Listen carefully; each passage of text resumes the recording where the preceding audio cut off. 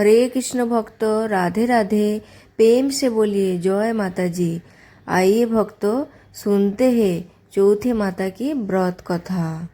प्रत्येक मास कृष्ण पक्ष की चतुर्थ तिथि के दिन शंकर चतुर्थी तथा चौथ माता की व्रत किया जाता है। दिन भर निराहार उपवास किया जाता है। चंद्रोदय होने पर अर्घ्य देकर तथा गणेश जी एवं चौथ माता की पूजा करके लाड्डू का भोग लगाकर भोजन करना चाहिए। वैशाख कृष्ण चतुर्थ तिथि से ही चौथ माता का व्रत प्रारंभ किया जाता है। श्री गणेशाय नमः। एक समय की बात है कि विष्णु जी का विवाह लक्ष्मी जी के साथ निश्चित हो गया था। विवाह की तैयारी होने लगी। सभी देवताओं को निमंत्रण भेजे गए, परंतु गणेश जी को निमंत्रण नहीं दिया। कारण जो भी रहा हो, अब भगवान विष्णु की बारात जाने का समय आ गया। सभी देवता अपनी पत्नियों के साथ विवाह समारोह में आए। उन सब ने देखा कि गणेश जी कहीं दिखाई नहीं दे रहे हैं। तब वो आपस में चर्चा करने लगे कि क्या गणेश जी को नहीं नोता है। यहाँ स्वयं गणेश जी नहीं आए हैं। सबको इस बात पर आश्चर्य होने लगा। तभी सबने विचार किया कि विष्णु भगवान से ही इसका कारण पूछा जाए। विष्णु भगवान से पूछने पर उन्होंने कहा कि हमें गणेश जी के पिता भोलेनाथ महादेव को न्योता भेजा है।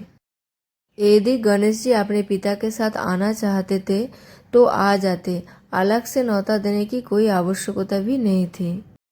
दूसरी बात यह है कि उनको 100 मन मूंग, 100 मन चावल, 100 मन घी और 100 मन लाड्डू का भोजन दिन भर में चाहिए। यदि गणेश जी नहीं आएंगे तो कोई बात नहीं। दूसरे के घर जाकर इतनी सारी खाना पीना अच्छा भी नहीं लगता।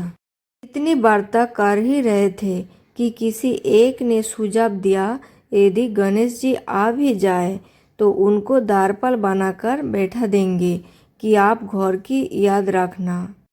आप तो चूहे पर बैठकर धीरे धीरे चलोगे तो बारात से बहुत पीछे रह जाओगे।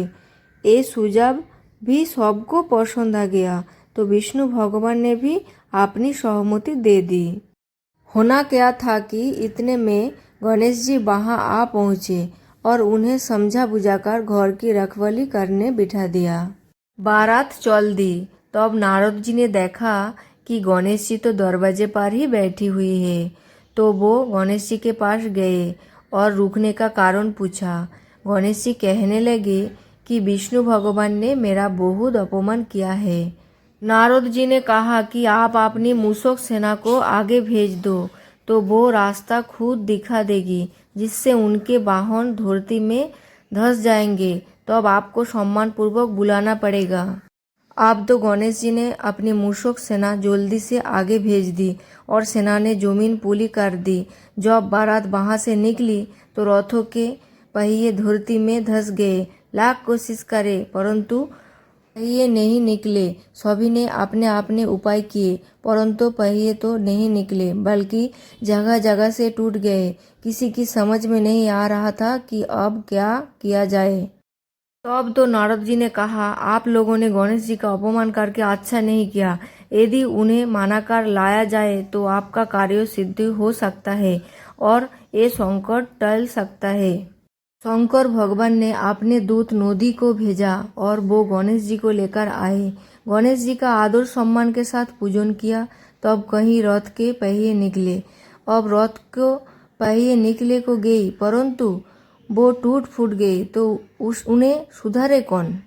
पास के खेत में खाती काम कर रहा था, उसे बुलाया गया। खाती अपना कार्य करने के पहले श्री गणेशाय नमो कहकर गणेश जी की वंदना मन ही मन करने लगा। देखते ही खाती ने सभी पहियों की ठीक कर दिया। अब खाती कहने लगा कि हे देवताओं, आपने सर्वप्रथम गणेश जी को नहीं मनाया होगा और नहीं उनकी पूजन की होगी, इसलिए तो आपके साथ ये संकट आया है।